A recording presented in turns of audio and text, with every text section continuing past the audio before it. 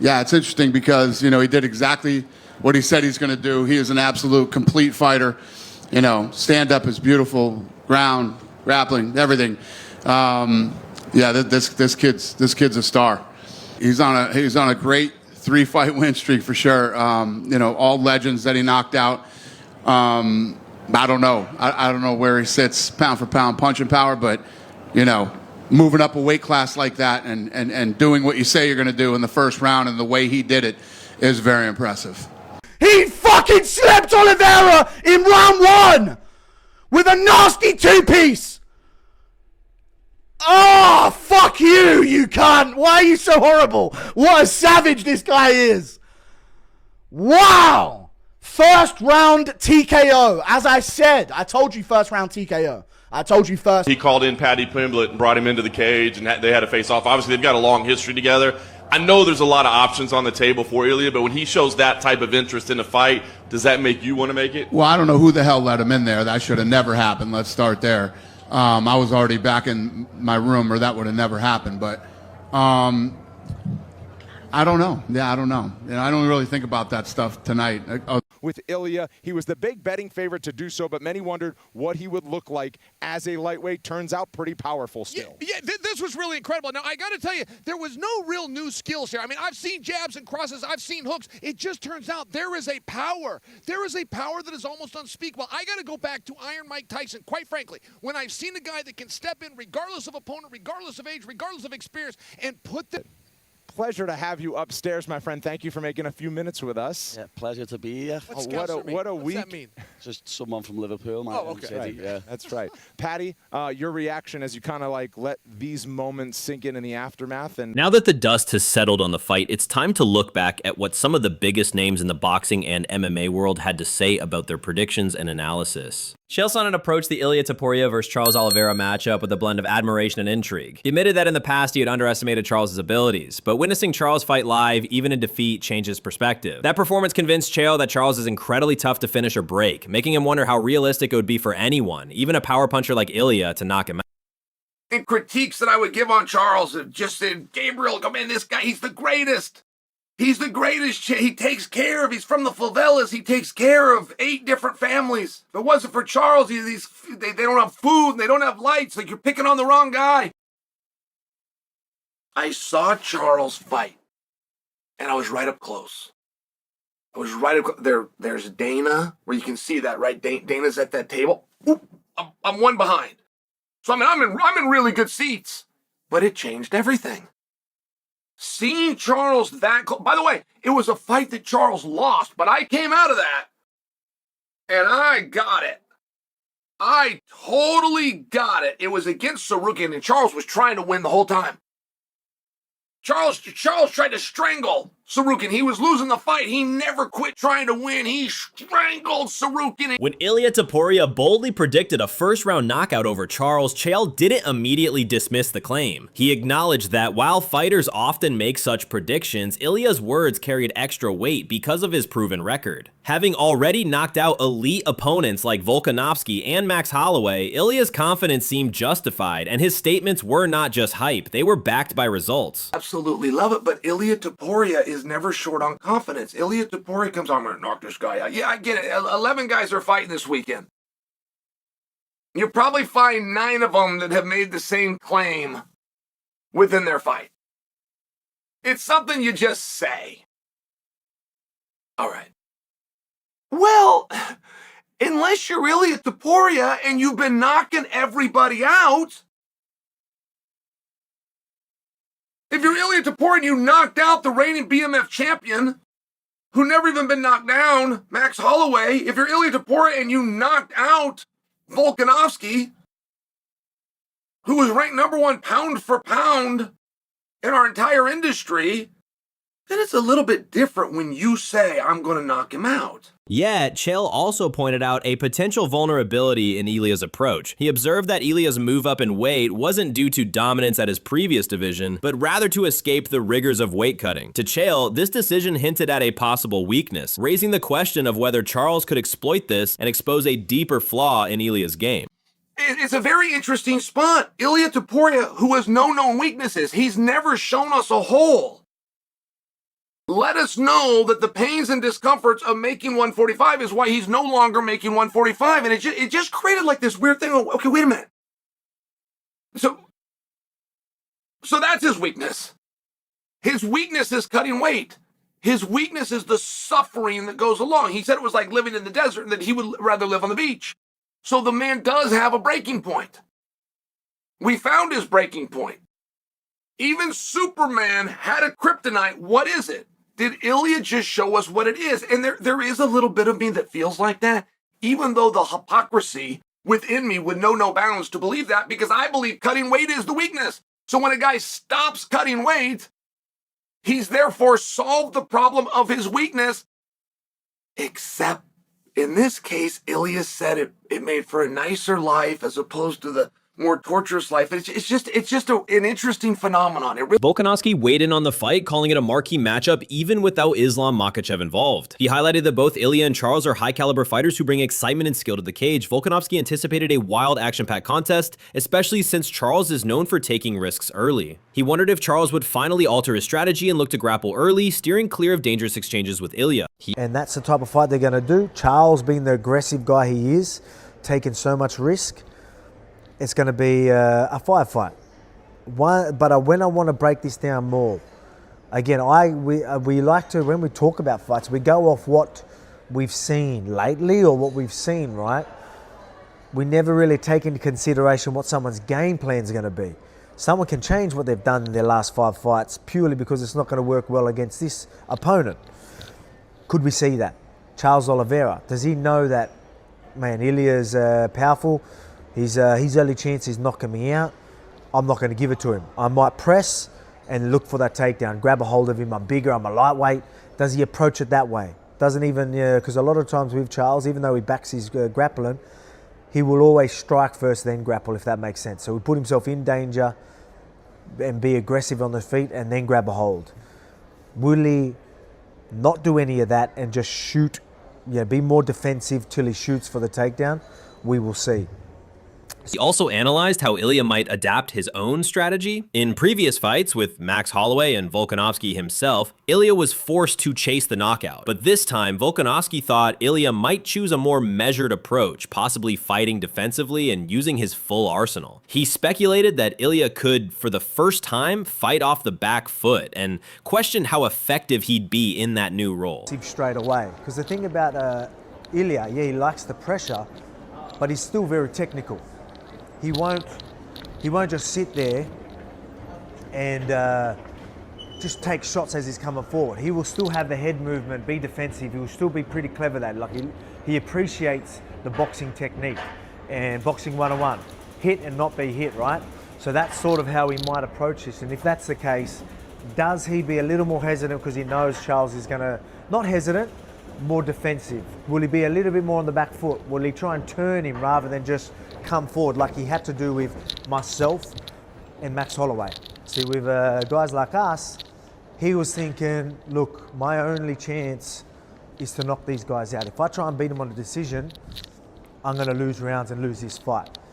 I don't think he's thinking like that with someone like Charles Oliveira. I think he's thinking, I need to be careful. I can beat this guy on decision. I could knock him out. You know what I mean? Ultimately, Volkanovski leaned towards Ilia for the win. He argued that if Charles stuck to his usual aggressive, forward-moving style, Ilia would have the opportunity to land significant shots. Volkanovski dismissed doubts about Ilia's power translating to lightweight, insisting that Ilia's knockout threat would remain just as potent in the new division. But I will give you my little pick. I'll give you a more breakdown of the picks in that other smack talk with Volk I told you about. But I am leaning towards Ilia Topuria. I think if Charles comes aggressive like that, Ilia's going to land some of them big bombs. I know a lot of people are like, oh, it's a lightweight division, his power won't be there. Trust me, the power's still there. I don't think that he's going to play into it too much. So I'm going to go with Ilia as a new lightweight champ. It's going to be. Demetrius Johnson offered his perspective on the matchup, breaking down Ilia's strengths by referencing his fight with Max Holloway. Demetrius believed that if Ilia could draw Charles into the wild exchanges that suit his style, he would likely drop Charles and finish the fight. Unlike others who have let Charles recover after being hurt, Demetrius predicted Ilia would capitalize with either ground and pound or a submission finish. Like the last time I saw someone who has clean combinations is probably Conor McGregor, to be honest with you. Bop, bop, bop, bop. Pop, pop. Look, unloads. Walks. He was walking back there. Another right hand. Boom. This is where he wants to get, where his opponents exchange with him and he can get here. If he gets here with Charles Oliveira, he's going to knock Charles Oliveira out. Charles has been dropped many, many times in his career, and he's allowed to get back up and go again. If Ilia Topuria drops him, Ilia Topuria is going to follow him on the ground, pass his guard, and probably submit him or not. He also compared Charles Oliveira to Max Holloway, noting that Charles's dynamic fighting style, constantly shifting between striking, grappling, and submissions, makes him unpredictable. This, Demetrius argued, would force Ilia to prepare for a much more complex challenge than he faced against Max, as Charles's versatility could open up unique opportunities and dangers. And I'm fucking in my stance right here. Boom. Boom. He's backing out. Watch. He's going to be backing out. Boom. That comes. Because this one is Ilia Topuria is still going forward. Which it will be interesting because I would say Charles Oliveira is more dynamic than Max Holloway. Meaning that you see Charles Oliveira, he has the most submission victory wins in the UFC. You know, he's knocked people out. He submitted them. Max has 2, but Max tends to stay on his feet when he fights, where Charles will go everywhere in the fight to get the job done. So boys, Luke Thomas entered the discussion by giving a slight edge to Ilia Topuria, but he was careful to point out that the fight was far from a foregone conclusion. He explained that while Topuria's momentum and recent victories had made him a rising star, many fans were overlooking the depth and danger that Charles Oliveira brings. Luke highlighted Charles's well-rounded skill set, his striking, clinch work, and ground game, warning that underestimating him would be a mistake. Still, he favored Ilia's finishing ability and momentum. Dude, Charles is legit, and he's a former champion. He's older, but I don't think over the hill. He has taken a lot of damage, but he's also really battle tested. He has offense in every single dimension: standing, back, ground, turtle, guard, you name it, clinch. He's got offense everywhere. You know, he's a real threat to anybody. And I think people are assuming that Topuria, after knocking out Volk and Max back-to-back, is just going to go up there and bludgeon him. And by the way, I think that that's also a very plausible scenario. But, you know, again, back with Ilia Topuria, people are like, oh, you know, what if he wins? Could he go to 170? And I'm like, guys, he hasn't even fought Charles yet. What are we talking about here? Much less shown enough dominance at 55 to make even the question of 70 relevant. Like, it's just crazy talk. So, I mean, on the grappling front, Luke didn't expect Ilia to initiate takedowns unless he was hurt or forced into a scramble. He acknowledged that Charles is still extremely dangerous from his back with his ability to create leg entanglements and hunt for submissions. Luke believed Ilia's corner would avoid ground exchanges unless they came as a result of a knockdown. There are limited scenarios where I could see Topuria going for takedowns. If he gets hurt, he might get desperate. There are potential ones from the clinch where he might decide to, you know, show, hey, I can hang out in your guard without being submitted. And that to always prove a point, yeah, that always is risky. I mean, guys do it, you know, Chandler did it, you know, and what tends to happen is in those scenarios, you'll just see like, you know, I think you'll see like De La Riva for De La Riva guard, reverse De La Riva X. You'll see all kinds of stuff like that. He plays a lot of De La Riva guard. Charles Oliveira does, which is just basically like different ways to secure leg entanglements and, you know, backside 50-50, all kinds of stuff. That to me, I would not rule out. But I just don't see that as a forward part of the strategy. Luke also broke down what Charles needed to do to win. He emphasized that Charles should either pressure Ilia in the clinch or keep him at bay with kicks and jabs, avoiding the mid-range where Ilia is most effective. Luke saw Charles's best path as controlling distance, forcing Ilia to wrestle defensively and threatening submissions from the back whenever possible. You can't just do one thing. You have to have strategies in multiple ways, but I think one key, let's say cornerstone of the strategy I would have would be back takes, back exposure, creating back exposure. And in particular, shooting a takedown just to get to the hips. They're going to probably try and stuff it, you know, but finding a way to get a body lock trip, anything out of that, any way in which to manipulate his weight so that he has to use his hands to defend, right? You have to wrestle him to his hands in some kind of way and then, you know, initiate the back take. I think, you know, body triangle, steal around. I genuinely mean that. I think we saw Bryce Mitchell end up on top in a scenario, and then Topuria was like, I'm not going to risk it here. How many times can you do that, taking the back against Oliveira? I would say tops probably 2 times. but I think that has to be part of the strategy. All things considered, Luke predicted that Ilia could get the win, but he stressed that Charles had several ways to turn the fight in his favor, by managing range, surviving early power shots, and staying disciplined in clinch and ground exchanges. That's not crazy to me.